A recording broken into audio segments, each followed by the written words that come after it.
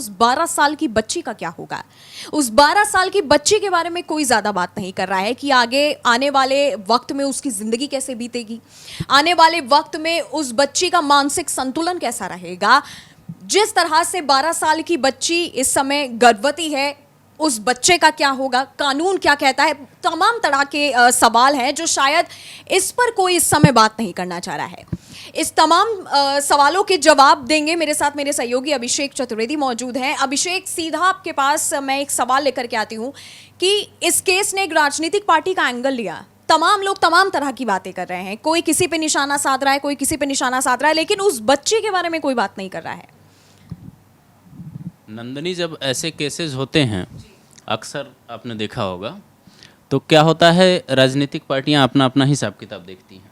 उनको ये लगता है कि मुलाकात कर लेते हैं, चेक दे देते हैं, मुआवजा दे देते हैं, उसके बाद आरोपी को जेल भेज देते हैं, यूपी में बुलडोजर चल जाता है। लेकिन उस लड़की का क्या? वो तो मानसिक शारीरिक सारी पीड़ाओं से गुजर रही होगी ना। हमारे देश का कानून ऐसा है। अभी जो ये केस है इसको 75 दिन हुए हैं। 75 दिन का मतलब ये है कि वही 10 से 15 मई वाली बात जो मैं बता रहा था आपको। तो 75 दिन का मतलब हुआ कि आप अगर इसमें 5-10 दिन इधर उधर भी जोड़ेंगे तो मैक्सिमम 12 हफ्ते। 12 हफ्ते यानी 84 दिन होते हैं। 84 दिन के हिसाब से हमारे देश का कानून ये कहता है, जिस अनुच्छेद 21 की हम बात करते हैं, जो मौलिक अधिकार की बात करता है, जो लोगों को जीने की आज़ादी देता है, प्रजनन की स्वतंत्रता देता है, यानी कि जो लड़की है, जो महिला है, ये उसके हिस्से का के विवेक पे निर्भर करता है। मतलब इसको ये कहें आसान भाषा में कि अगर उसकी इच्छा है कि वो बच्चे को जन्म देना चाहती है तो दे, नहीं इच्छा है तो गर्भपात कराने की अनुमति है। लेकिन सुप्रीम कोर्ट के कई फैसले इसमें व्यवधान भी उत्पन्न करते हैं। आपको मैं 1-2 उदाहरण देता हूँ। अनुच्छेद 142 जो संविधान का है, वो सुप्रीम कोर्ट को ये राइट देता है कि अगर किसी मसले पे ज़रूरत हो कोई आदेश पारित करने की तो वो कर सकता है। 22 अप्रैल इसी साल 22 अप्रैल 2024 को 28 हफ्ते की एक लड़की गई थी, नाबालिग थी वो भी, उसके गर्भपात की इजाज़त देनी थी या नहीं देनी थी, ये सुप्रीम कोर्ट के फैसले पे डिपेंड करना था। 28 हफ्ते यानी का मतलब है 7 महीने। सुप्रीम कोर्ट ने तब यही टिप्पणी की थी, सीजेआई चंद्रचूड़ ने ही ये टिप्पणी की कि जो मैं बता रहा था शुरुआत में आपको कि ये महिला के विवेक पे ही निर्भर करता है, चाहे वो नाबालिग हो, बालिग हो, कि वो बच्चे को इस दुनिया में आने देना चाहती है कि नहीं। लेकिन सवाल यहाँ तब खड़ा होता है जब सुप्रीम कोर्ट ही 27 हफ्ते की एक महिला को गर्भपात की अनुमति ये कहकर नहीं देता है कि उस बच्चे को दुनिया में आने का हक है और आप हक कैसे छीन सकते हैं। नहीं, ये बात तो एक अलग हुई, लेकिन अभिषेक, जो एक सवाल सबसे बड़ा खड़ा होता है वो ये कि उस बच्चे की उम्र महज 12 साल है ना। एक सवाल कि अगर उस 12 साल की बच्ची को नहीं रखना है, ये उसके मानसिक पे भी असर डालेगा, मानसिक संतुलन पर, ये उसकी हेल्थ पर भी असर डालेगा, ये उसके पूरे जीवन पर असर डालेगा। मुझे लगता है ताजीवन, जो लोग कहते हैं एक ट्रॉमा होता है ना एक लड़की के लिए, वो ट्रॉमा वो उस लड़की को अब पूरे जीवन भर फेस करना पड़ेगा। तो इस पर कानून क्या कहता है? अगर, क्योंकि परिवार का फैसला मायने रखता है, लड़की का फैसला मायने रखता है, और जिस एज में वो अभी है उस एज को लेकर के अगर सोचा जाए तो मुझे लगता है कानून क्या, इसके आगे क्या रास्ता है? नहीं, वो उस लड़की की उम्र देखिए महज 12 साल है, और ये जो नियम कहता है 27 हफ्ते 28 हफ्ते, उस हिसाब से वो 12 हफ्ते का भ्रूण हुआ। तो 12 हफ्ते के हिसाब से मुझे लगता है कि अदालत अनुमति देगी। लेकिन सवाल इस बात का है कि अदालत, कानून एक तरफ है, कानून को आप एक साइड रखिए, क्या शारीरिक तौर पे वो लड़की उस चीज़ को झेल पाएगी? शारीरिक तौर पे अगर उसने झेल भी लिया तो क्या मानसिक तौर पे झेल पाएगी? वो इस चीज़ को भुला पाएगी? कोई भी लड़की, मैं बता रहा हूँ आपको, इस समाज की कोई भी लड़की इस चीज़ के लिए कभी तैयार नहीं होगी। और इसका मतलब ये हुआ कि मोइन खान जैसे लोगों को, जो लोग कमेंट में लिख रहे हैं कि फांसी की सज़ा भी कम है ऐसे लोगों के लिए, वो वाकई एक, मतलब हम कानून को रास्ता दिखाने या चैलेंज करने वाली बात नहीं कर रहे हैं। कानून लोगों की भावनाओं से नहीं चलता, लेकिन जो लिख रहे हैं वो लोगों की भावना है। आखिर ऐसे लोग, आप सोचिए, एक लड़की जिसकी ज़िंदगी एक तरह से ख़त्म हो गई, उस लड़की के बारे में कोई क्यों नहीं सोचता है। अभी बीजेपी का प्रतिनिधिमंडल कल गया था, चेक देकर लौटा है वहाँ से, उस लड़की से मुलाकात की, और हैरानी की बात ये थी कि वहाँ पे उनको एक और लड़की मिली जो आकर ये बोली कि साहब मेरे साथ भी गलत हुआ है। उनको लगा कि मोइन खान ही आरोपी होगा, लेकिन जब उस लड़की ने बताना शुरू किया तो आपको यकीन नहीं होगा, वो ये कह रही थी कि जिस लड़के ने मेरे साथ गलत किया उसी के साथ मेरी शादी करवा दी गई। और जब वो दिल्ली अपने ससुराल आई तो उसके ससुर ने भी उसके साथ गलत किया, और जब वो थाने में मुकदमा लिखवाने जा रही है तो पुलिस वाले उससे 50,000 रुपये मांग रहे हैं। ये हमारे देश का सिस्टम है। कुछ लोगों की वजह से उसे आश्वासन मिला है, उसको बोला गया है कि आपकी मदद की जाएगी, ये केस अलग है।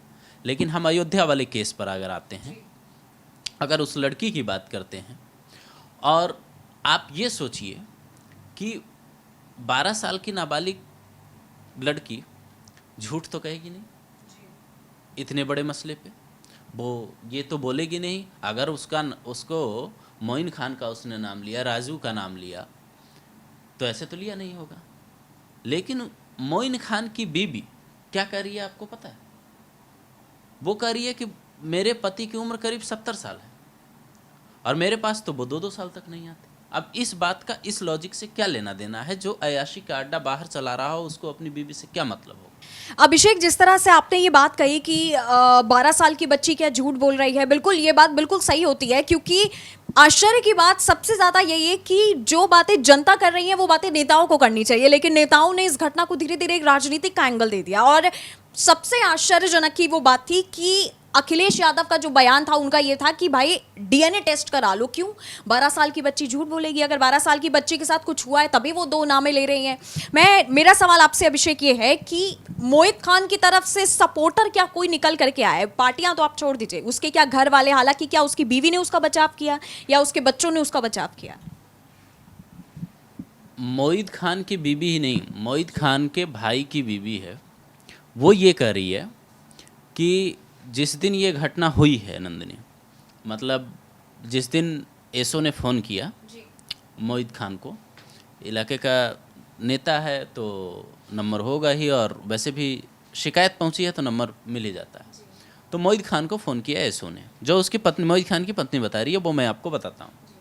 इलाके के एसओ ने फ़ोन किया और कहा कि आप यहाँ आ जाओ, आपके नाम की शिकायत आई है, बस आपसे बातचीत करनी है, क्या मसला है। वो वहाँ जाता है, उसका जो भतीजा है वो बाइक से छोड़ने जाता है उसको। वो वहाँ जाता है, थाने में उससे पूछताछ होती है, उसके बाद गिरफ्तारी हो जाती है। अब इसके घर वाले कह रहे हैं कि पुलिस ने फंसा दिया। मोहित खान की बेटी है या भतीजी है जो मीडिया में आई है, क्लियर नहीं है, वो ये बोल रही है कि मैं स्कूल जा रही हूँ तो वहाँ लोग मुझे कुछ भी बोल रहे हैं, मतलब मेरे पापा की गलती नहीं है, मेरे चाचा की गलती नहीं है, वो ये बता रही है। तो सवाल ये है कि क्या उसने अपने घर वालों को भी बरगलाया है कि किसी को कुछ पता नहीं चलने दिया और बाहर वो इस तरीके के काम कर रहा था? क्योंकि मुझे नहीं लगता कि नशा करने वाले, अय्याशी करने वाले अपने घर वालों को ये बताते हैं कि बाहर मैं इस तरह के काम कर रहा हूँ। अच्छा, एक आखिरी सवाल पे मैं अभिषेक आपसे आना चाहूँगी कि जिस तरह के जो भी अभी इस समय कार्रवाई चल रही है, जो भी राजनीतिक पार्टियां इस समय अपना अपना बयान दे रही हैं, वो बात अलग है। मेन मुद्दा बीच में उस लड़की का खड़ा होता है, उस बच्ची का खड़ा होता है, उसके पूरे जीवन का खड़ा होता है, उसके मानसिक संतुलन पर जो है वो मुद्दा खड़ा होता है कि आने वाले जीवन में क्या होगा, अब आने वाले वक्त में उस लड़की के साथ क्या होने वाला है। क्योंकि देखिए अभी तो इस समय जिस तरह से आपने बताया कि 12 सप्ताह का बच्चा उसके अंदर है, अब इसके आगे कानून क्या फैसला ले सकती है? देखिए, ये अनुमति तो कानून के हिसाब से मिलेगी नहीं मिलेगी, ये वहाँ के जज और बाकी अधिकारियों पे डिपेंड करता है। वो उनके हिसाब से तय करना होगा कि वो क्या चाहते हैं और बच्ची क्या चाहती है। सबसे बड़ी उसकी इच्छा है। मुझे नहीं लगता है कि वो ये कहेगी कि अनुमति नहीं मिलनी चाहिए। बाकी क्योंकि अब तक के जितने मामले सामने आए हैं उस हिसाब से यही देखने को मिला है कि कोई भी अपने दूसरे के पाप को पेट में पालना नहीं चाहेगा। लेकिन सवाल इस बात का नहीं है। सवाल ये है कि उसके घर वालों को जब ये पता चल चुका है जब ये सारी बातें सामने आ चुकी है तो वो ये एक आरोपी का साथ क्यों दे रहे हैं? ये कैसा समाज है? अगर किसी ने गलत किया है तो उसको सज़ा मिलनी चाहिए। और आरोप लगे हैं, आरोप साबित होना अदालत में होगा, वहाँ केस होगा, जो भी होगा, जमानत होगी, क्या होगा, वो बात का मसला है। इनकी तो चाल यही दिख रही है। अभी मोइन खान के जो समर्थक हैं उनकी यही चाल दिख रही है कि राजू पे सारे आरोप डाल के मोइन को छुड़ा लिया जाए। इसीलिए राजू के बयान बार बार सामने आ रहे हैं मीडिया में घर वालों के हवाले से कि वो कह रहा है कि जो कुछ किया है मैंने किया है, मेरा अफेयर था। लेकिन इसका मतलब ये नहीं है कि मोइन खान इतनी आसानी से छूट जाएगा। हम लोग दर्शकों को अगले एपिसोड में ये ज़रूर बताएंगे कि मोइन खान के गुनाह इस केस के अलावा और कितने हैं, कितनी शिकायतें मोइन खान के खिलाफ वो महिलाएं लेकर पहुंची हैं जिनके नेता होने का दावा अवधेश प्रसाद करते हैं। जी बिल्कुल, क्योंकि देखिए ये कोई पहला ऐसा केस नहीं है जो मोहित खान पे दर्ज है। अगर अयोध्या में ऐसी कई महिलाएं होंगी, ऐसी कई नाबालिग लड़कियां होंगी जिन पर ऐसे कई मोहित खान या राजू खान ने अपना कहते हैं कि उनके साथ दुर्व्यवहार किया होगा।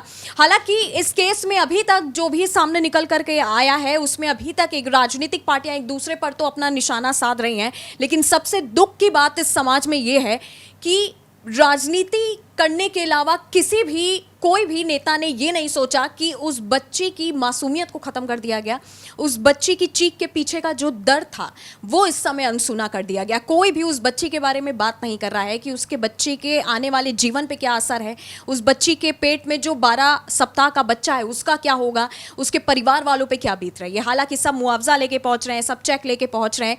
खैर, इस केस में आगे जो भी अपडेट होगी वो हम आपको देते रहेंगे। तब तक के लिए आप देखते रहिएगा ग्लोबल भारत।